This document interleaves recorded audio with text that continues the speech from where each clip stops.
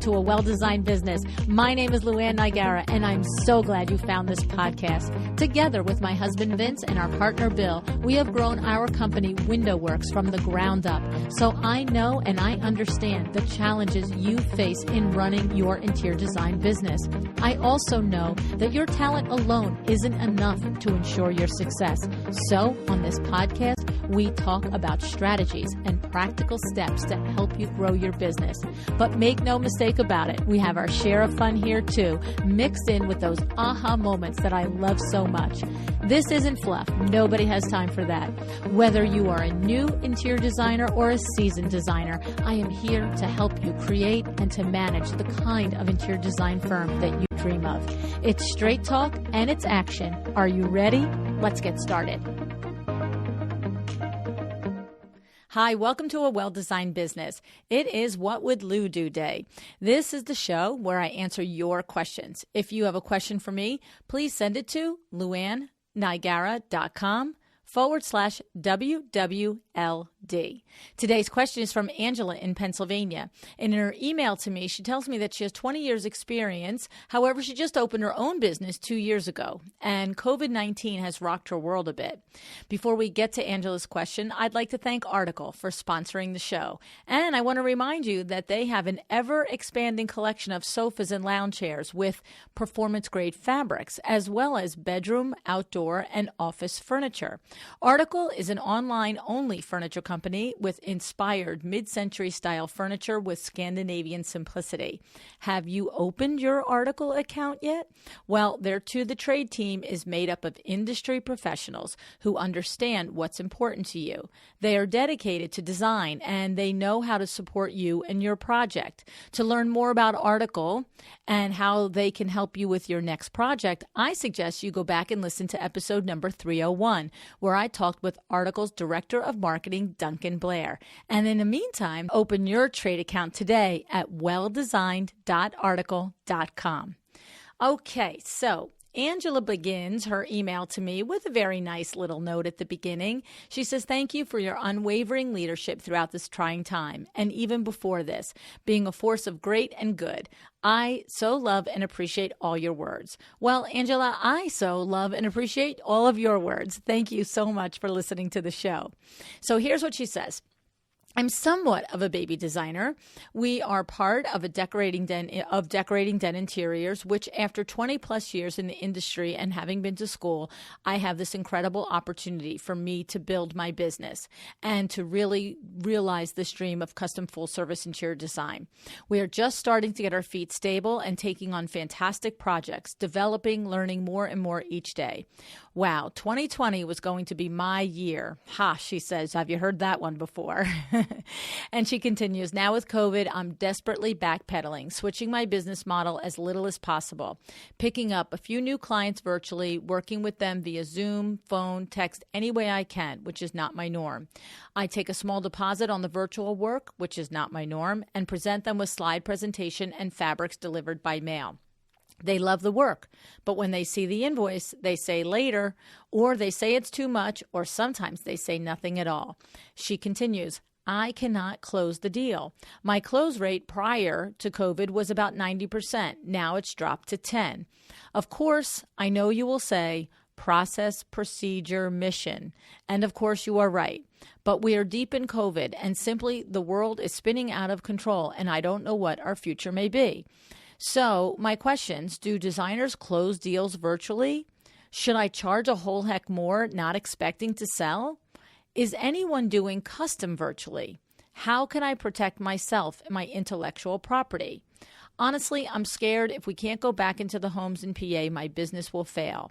Do I plan to adjust my business model? Do we wait it out? Do we just wear a mask and forget the risk? My husband has compromised health issues. Am I expecting too much, too soon? She says, should I move to another state that's less COVID? I would love warmer weather.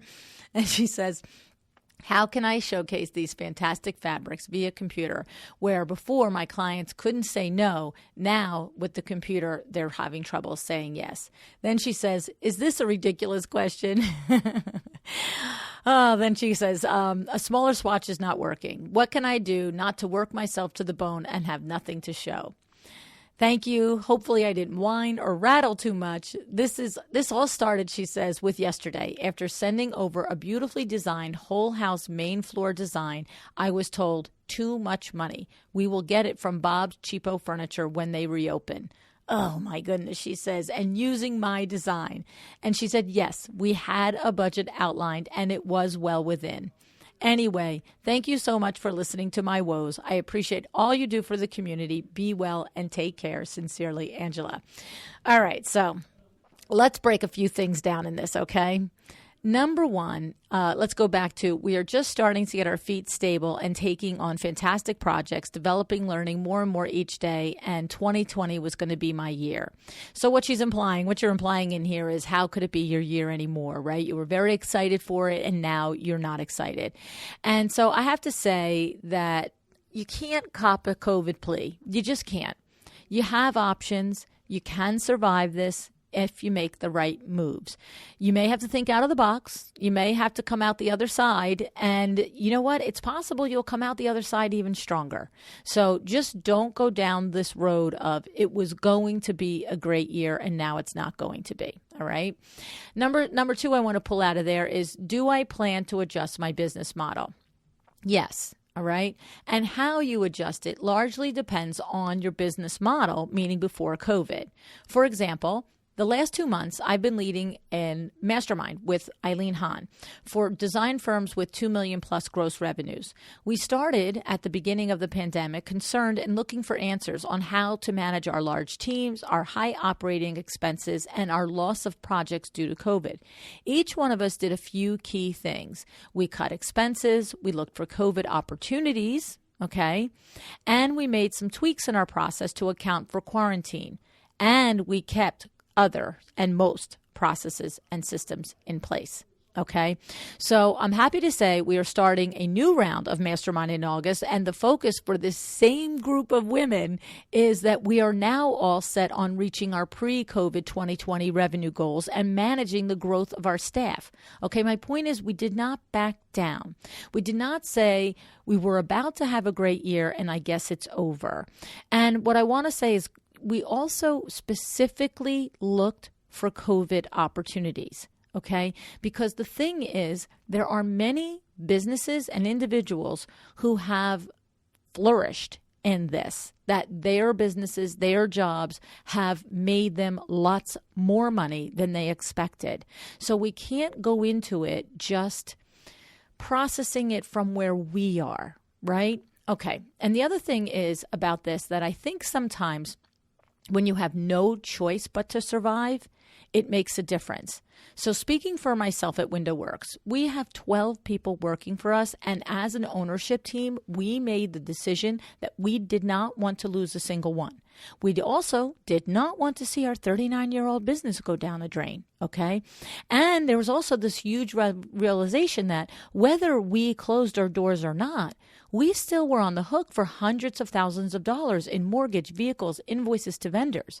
So closing, even slowing down, was not an option for us.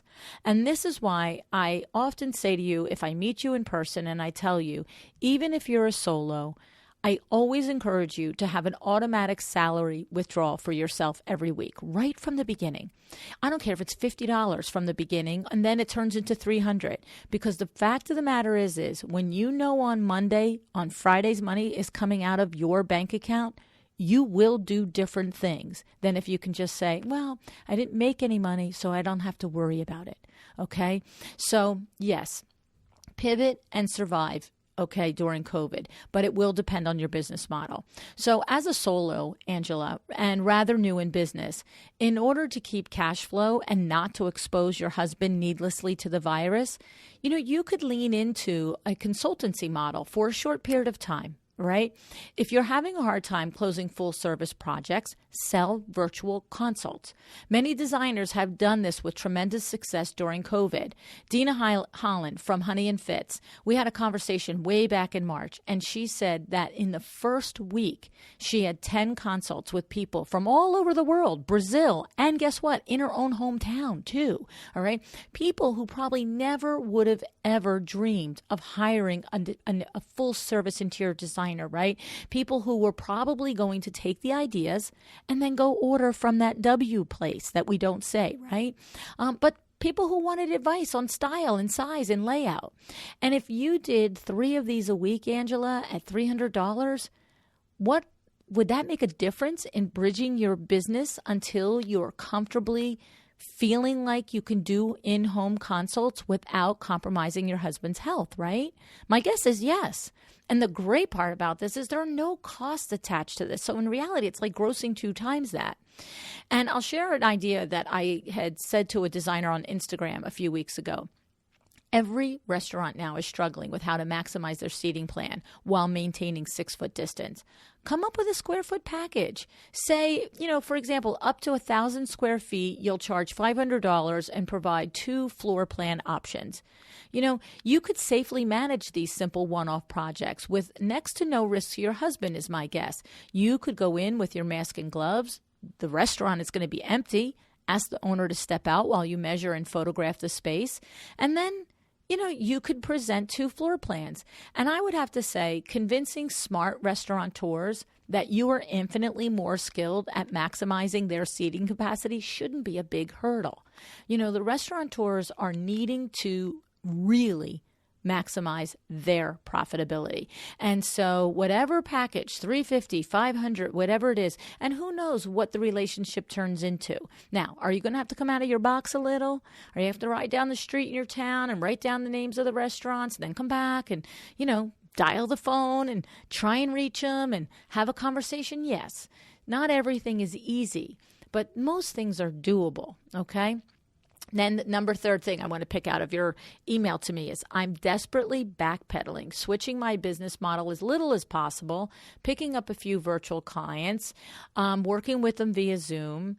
But when they see the invoice, they say later or they say it's too much or sometimes they say nothing at all. So you know what I'm going to say here, Angela. You know it. You didn't even need to email me and ask me. No presentation, no fabrics mailed without your fee being paid up front. It's as simple as that. I mean, think about you as a consumer. Is there anything that you've ordered during or even before COVID, especially a custom service, that you didn't pay for up front?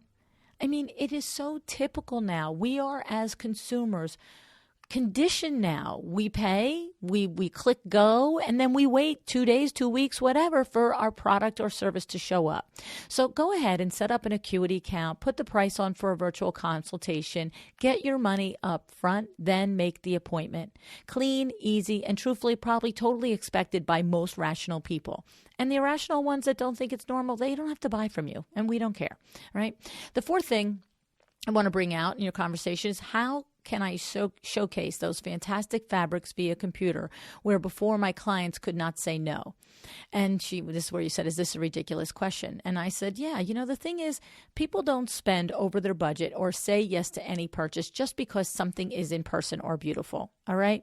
So I'm going to hazard a guess here and say the difference is you and not them.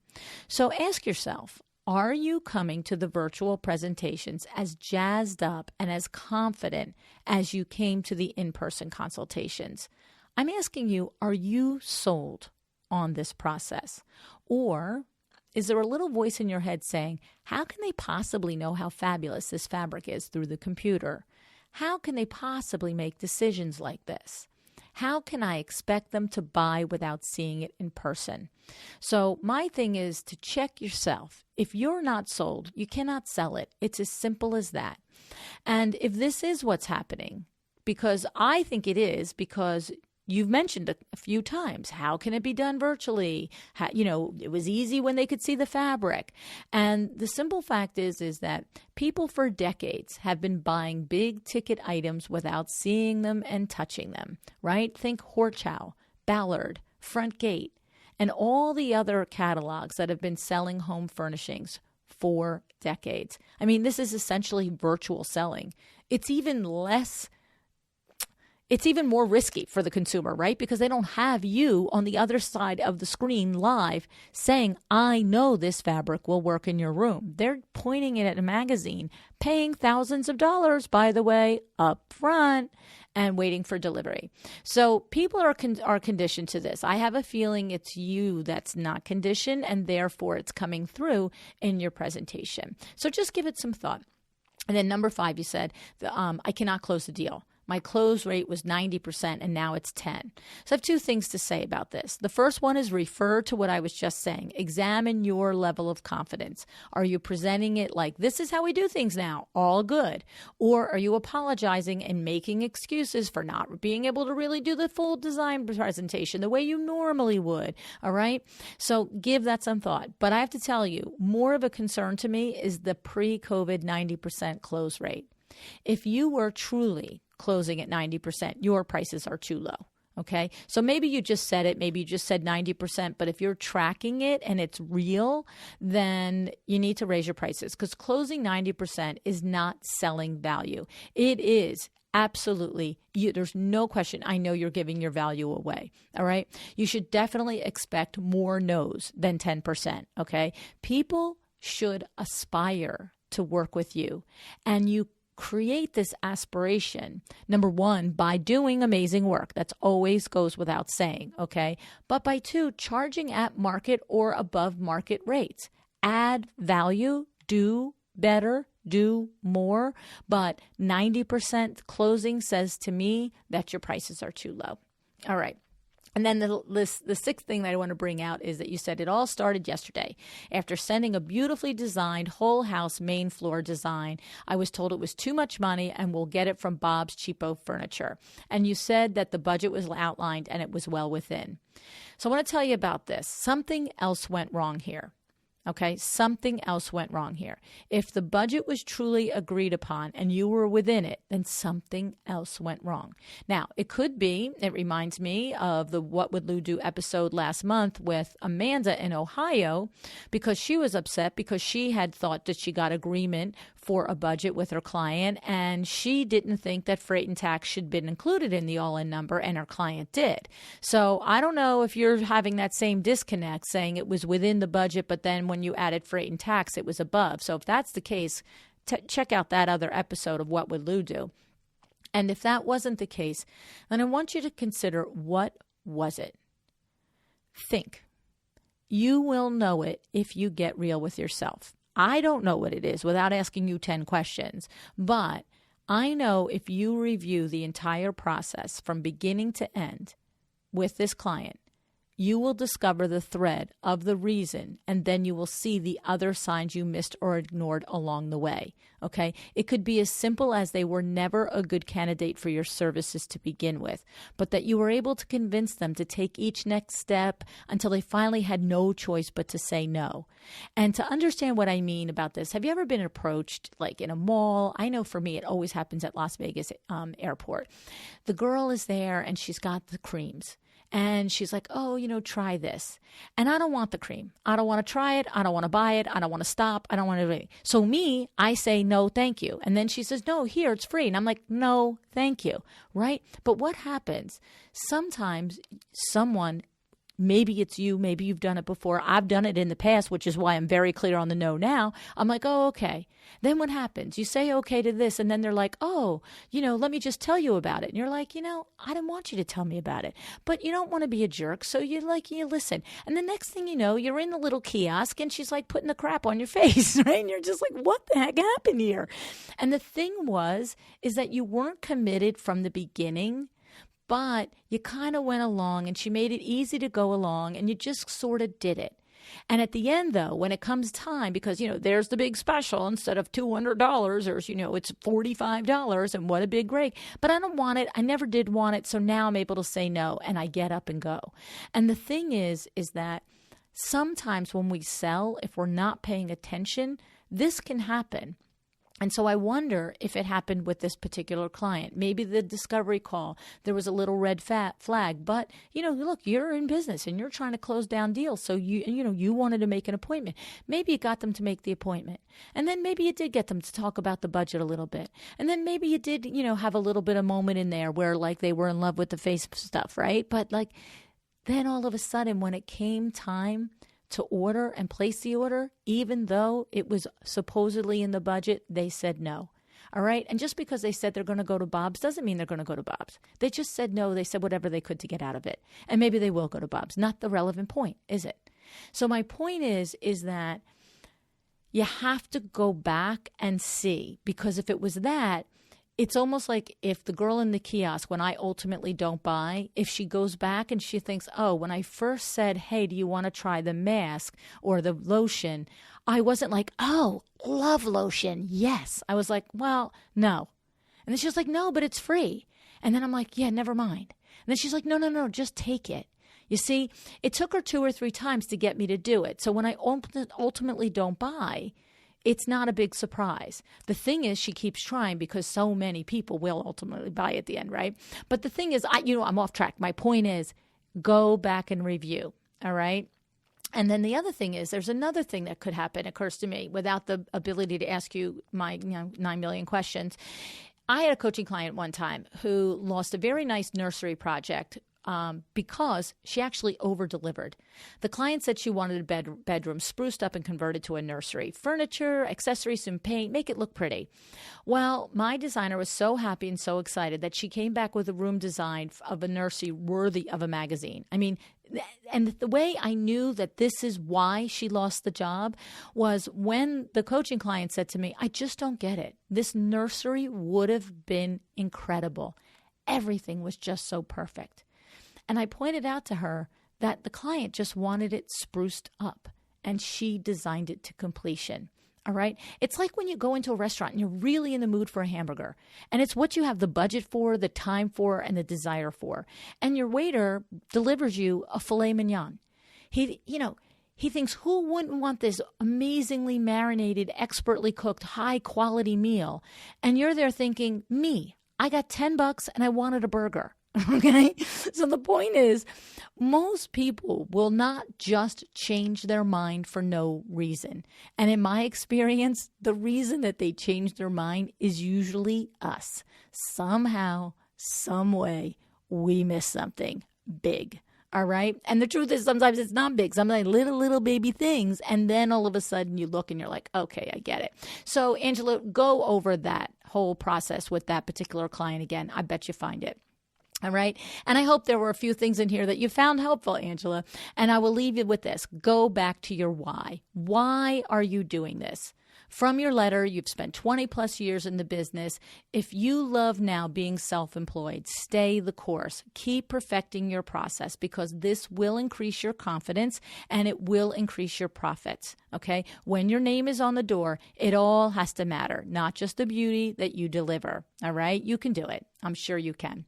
And before I go, I just want to say about that mastermind. If you have a 2 million plus firm, we are starting up again in August 2020. We're going to meet one time a month for 6 months. I have 3 spots left. If you are interested, email me at info@luannigara.com ASAP. And one last thing. Getting a lot of questions about our new Buy Wholesale for Profit course led by Tracy Connell. The early bird registration ends Friday, July 3rd. Okay, so tomorrow if you're listening to this in real time. And we're going to start July 22nd. And here's the thing.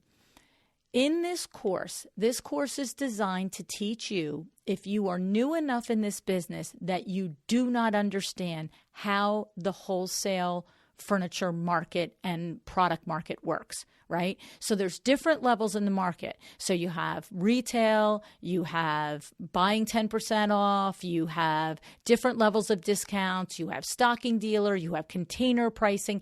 It's a lot of information. And if you are thinking to yourself, I need to add more profit by selling furniture, but I don't have the slightest idea how this works, then this course is what this will address. All right. Now, when you ultimately learn all the nuances of the furniture industry and all the tiers and the qualifications and the criteria for each of the tiers. How you operate it in your business is up to you. So you might get to a level and a point where you'll say, I'm going to do, 30% over net. I'm going to split my discount with my consumer. I don't really care about that. I mean, I do, because I feel like I wish you sold everything at retail. However, that's not the point of the course. The point of the course is to teach you how the back end of the furniture industry works, because I have had many conversations with new interior designers, and they just think, I don't know where to start. And maybe you've talked to one furniture manufacturer and you completely understood it, how their whole tiers works and their criteria for the tiers, and you think, I got it. And then the next phone call you make, the person at that brand is like, well, that's not how it works, because that's the thing. They don't all work the same, but there are some generalities, there are some commonalities, and at least if you have all of the information, you can start to make some phone calls with some confidence and, without feeling intimidated about not knowing anything, right? So it's like, me with my sports analogies and my food analogies. If I were going to teach you to run a marathon, I would sit you down and I would say, week 1, we're going to do this, this, and this. Week 2, we're going to do this, this, and this.